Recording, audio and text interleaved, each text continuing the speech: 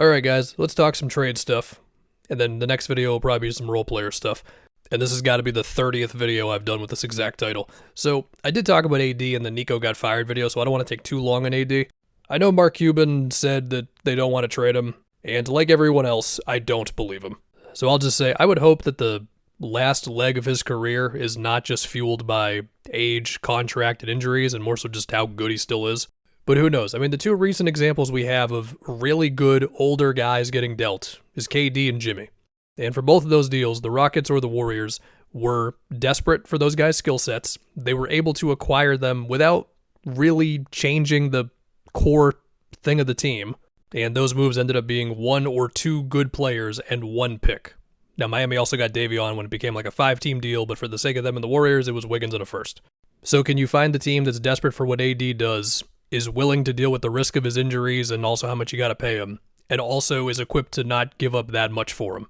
It's tough, because the other thing, too, with those deals is those teams were making those deals to hope to be contenders, right?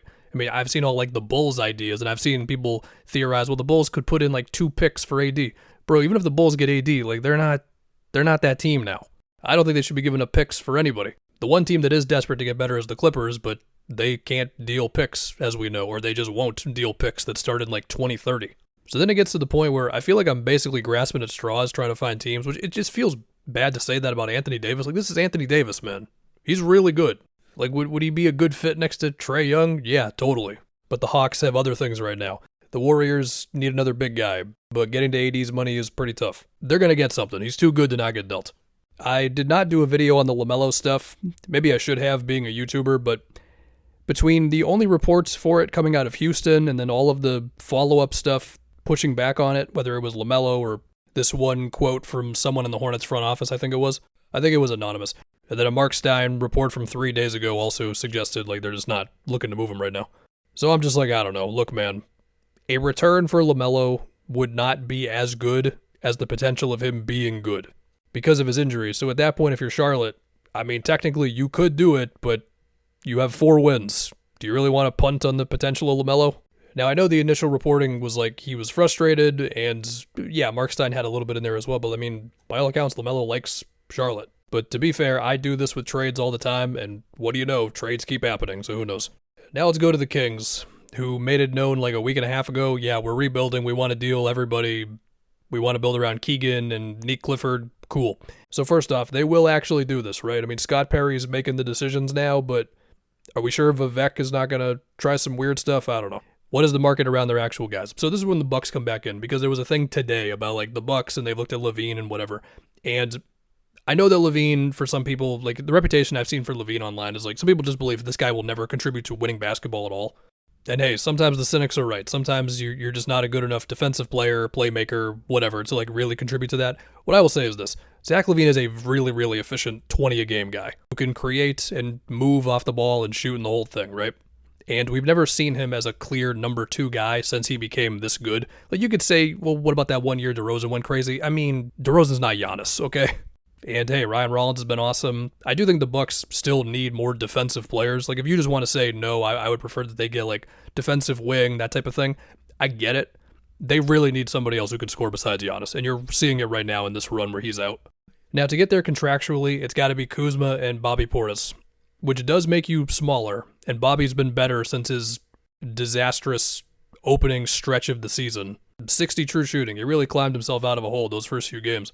And also, obviously, for the Kings' sake, like, the Bucks have no picks to deal, but we just did this whole thing last year with LaVine where the market just wasn't great because of how much money he's making, right? This does seem to just be the state of the Bucks. I mean, there is no perfect trade out there. Any potential deal you think of for Milwaukee, you can easily punch holes into it.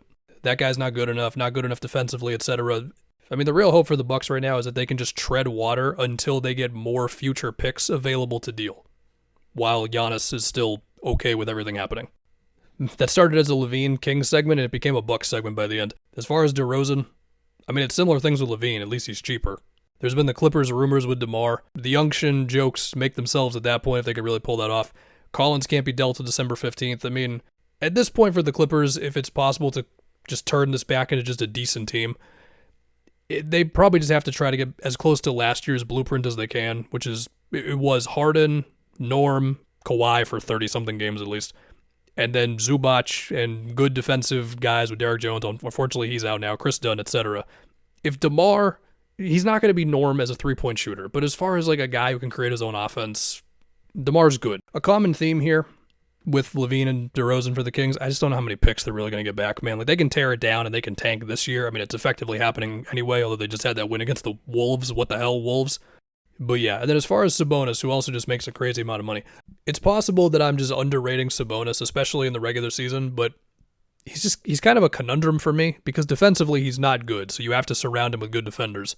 And for as much as he can do for you as a hub and DHO guy, where he is truly one of the best passing bigs in the league when you put him in that role, this year it hasn't been the case. He's had like 3.5 assists a game. The thing with that, though, is I feel like you have to give him so much of your offense to accommodate him for that stuff, and it's like, is he really a good enough scorer for you to have him run that much stuff? And also, again, he makes too much money for how good he is, and maybe the playoff performances have just soured me a little too much on Sabonis. Like, he could help somebody. Anyway, who could get him? I've seen some Celtics fans wonder about Sabonis. I don't want Sabonis. I will admit that at times I have imagined what Sabonis could look like with the Grizzlies. Look, the Grizzlies have other problems. They got the whole jaw thing.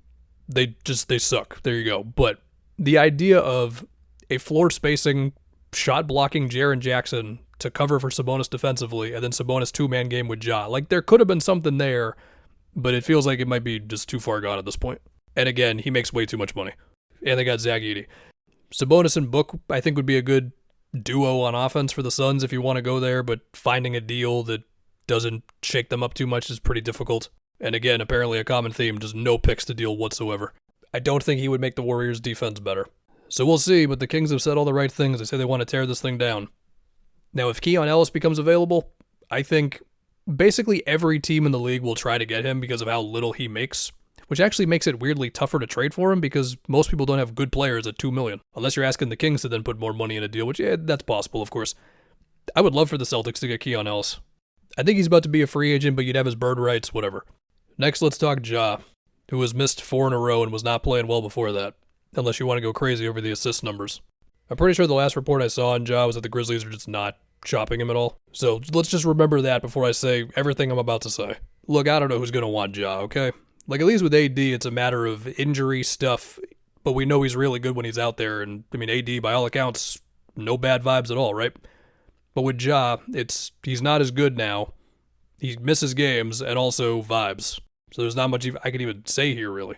I mean, there was a report saying the Kings called about him or something. Like, yeah, of course. I know there was some Wolves stuff there as well. Again, the Wolves are pretty complicated to find deals for because it's Dante who just doesn't make enough money. They don't have much picks stuff to deal. Dillingham's just not much of an asset right now. And then it becomes Naz Reid's contract, and if you even consider trading Naz Reid, I think the fan base is just going to revolt. And that's all before even getting to would the Wolves be scared off by how Ja's playing right now.